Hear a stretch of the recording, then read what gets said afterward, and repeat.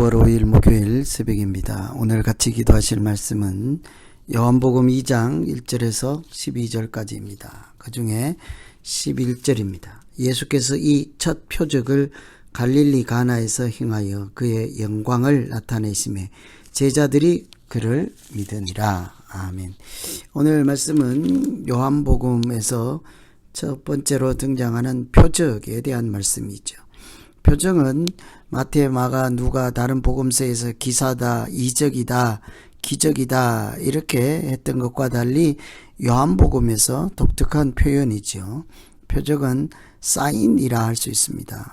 일어나는 사건의 그 자체보다는 그 사건으로 의미하고자 하는 바, 가리키고자 하는 바가 따로 있는 것이죠. 그래서 이 표적을 통해서 주로 예수님께서 어떤 분이신가를 나타내는 사건을 요한복음에서는 표적이라고 합니다.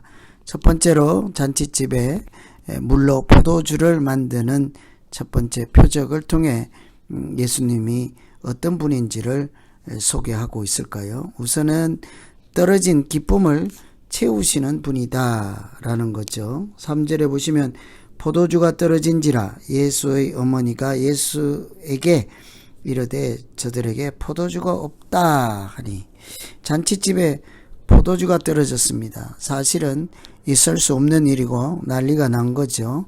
잔치의 모든 기쁨이 사라지고 흥이 사라지게 되어 있습니다. 그런데 그 포도주를 예수님께서 공급해 주셨다 하는 것이죠. 물론 여기서 포도주는 기쁨의 상징, 실제로 유대에서는 포도주가 즐거움을 주는 귀한 음료수였습니다. 그래서 시편에서는 사람의 마음을 기쁘게 하는 포도주라고 하였죠. 그러니 그 포도주가 떨어진다면 잔치집에 흥이 깨어지고 기쁨은 사라지고 이렇게 즐거움이 사라지는 위기를 만나게 되었다 하는 것을 포도주가 떨어졌다라고 표현하고 있는 것이라 볼 수 있습니다. 잔치의 위기가 왔지만 그 잔치를 중단할 수가 없습니다. 예수님께서 계시기 때문이죠. 그 집에서 예수님을 그 잔치에 초청하였기 때문입니다. 우리가 인생의 위기에서도 마찬가지이죠. 기쁨을 잃지 않고 절망하지 아니하고 여전히 그 인생을 복되게 살아갈 수 있는 방법은 잔치의 위기에 예수님께서 계셔서 물로 포도주를 만들어 그 포도주를 계속 공급하셨던 것처럼 우리 인생에 예수님을 초청하고 예수님을 영접하면 하나님이 주시는 위로와 기쁨이 우리 인생에게도 끊이지 않고 계속 충만하게 될 것입니다. 예수님은 잔치집에 기쁨이 중단되지 않도록 그 잔치를 지키시고 사실은 잔치의 주관자였던 것이죠. 사실은 잔치의 주인공이었던 것입니다. 그래서 이런 면에서 보시면 예수님은 잔치의 그 주인이요, 잔치의 기쁨과 즐거움을 주는 주인공이라 할 수 있습니다. 우리 인생에도 예수님을 초청함으로 절망 대신에 소망을 가지고 믿음으로 살아가는 모두 되기를 기원합니다. 두 번째는 옛것을 새것으로 바꾸어 주시는 예수님을 볼 수 있습니다. 9절에 보시면 연회장은 물로 된 포도주를 맛보고도 어디서 났는지 알지 못하되 물떠온 하인들은 알더라. 연회장이 신랑을 불렀다. 포도주가 떨어졌다는 것을 듣고 예수님은 정결례를 위해서 사용하는 돌 항아리에 물을 채우라 했습니다.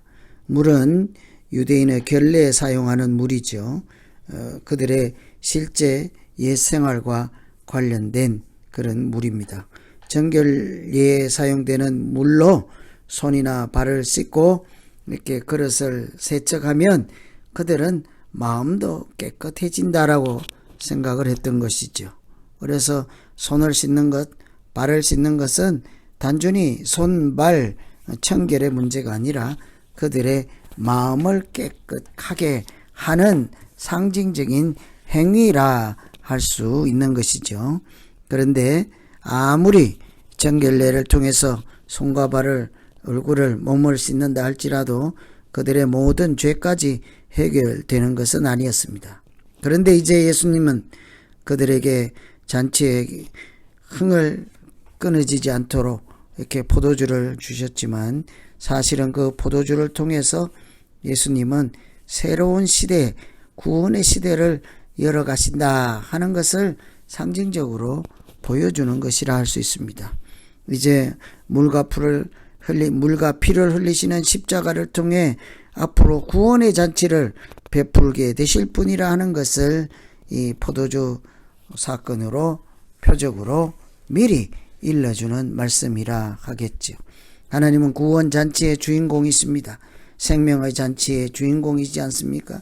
십자가에서 죽음과 부활로 하나님의 영광을 나타낼 것처럼 물로 포도주를 바꾸어서 잔치의 모든 사람들에게 흥과 기쁨과 즐거움을 공급해 주었던 것처럼, 이제는 하나님께 영광을 돌릴 뿐만 아니라 사람들의 구원의 잔치를 열어서 그들에게 새 생명인 영생을 주시는 분임을 이 물로 포도주를 바꾸는 사건을 통해 암시해주고, 예수님께서 어떤 분인지를 우리에게 소개해 주고 있는 것이죠. 그래서 정결례로 다 해결하지 못하는 것, 이제는 예수 그리스도의 십자가의 보혈로 죄인들의 죄사함을 받게 하시고 하나님의 자녀가 되게 하는 구원의 길, 생명의 길, 진리의 길이 되시는 예수님을 만나는 이 오늘 말씀이 되기를 기원합니다. 그래서 물로 포도주를 바꾸는 그 잔치집에 예수님께서 사실은 그 잔치의 주인공이시요, 우리 인생의 주인공이라 하는 사실을 다시 한번 마음에 새기면서, 하나님이 공급해 주시는 즐거움과 기쁨을 놓치지 않게 하시고, 하나님 없이 우리 세상에서 얻는 기쁨을 가지고 영원한 즐거움이라 이렇게 착각하지 않고 오리에 빠지지 않도록 우리에게 믿음을 다하여 주시옵소서. 이렇게 기도하면 되겠습니다. 뿐만이 아니라 옛것을 이렇게 내려놓고 새 것을 주시는 그 믿음으로 나아갈 수 있도록, 하나님, 우리가 이제는 이렇게 옛사람은 죽고 새 사람으로 거듭나서 예수님과 동행하며 구원의 은총을 가지고 기쁨으로 살아가는 우리 믿음의 삶이 되게 하여 주시옵소서. 이렇게 기도하시면 되겠습니다. 오늘 물로 포도주를 바꾸는 이 표적을 통해서 그 물이 어떻게 포도주가 되었을까, 얼마나 맛있을까, 이 포도주 자체가 아닌 그 사건을 통해 예수님에 대한 무엇을 말씀하실까, 새 시대를 열어가고 구원의 잔치의 기쁨을 우리에게 참여하도록 길을 열어주시는 구원의 주 되시는 예수님을 바라보며 소망 가운데 나아가기를 기원합니다. 같이 기도합니다.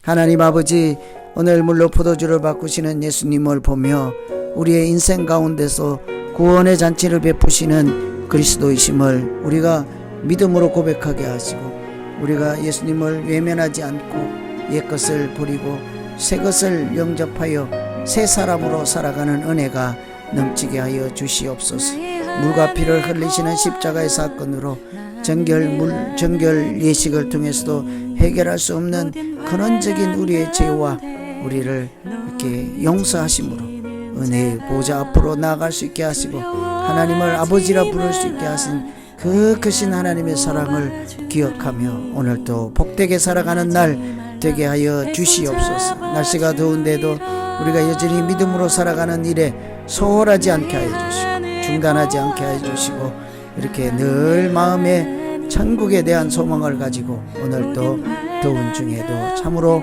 즐거운 하루 되게 하여 주시옵소서. 예수님 이름으로 기도하옵나이다. 아멘.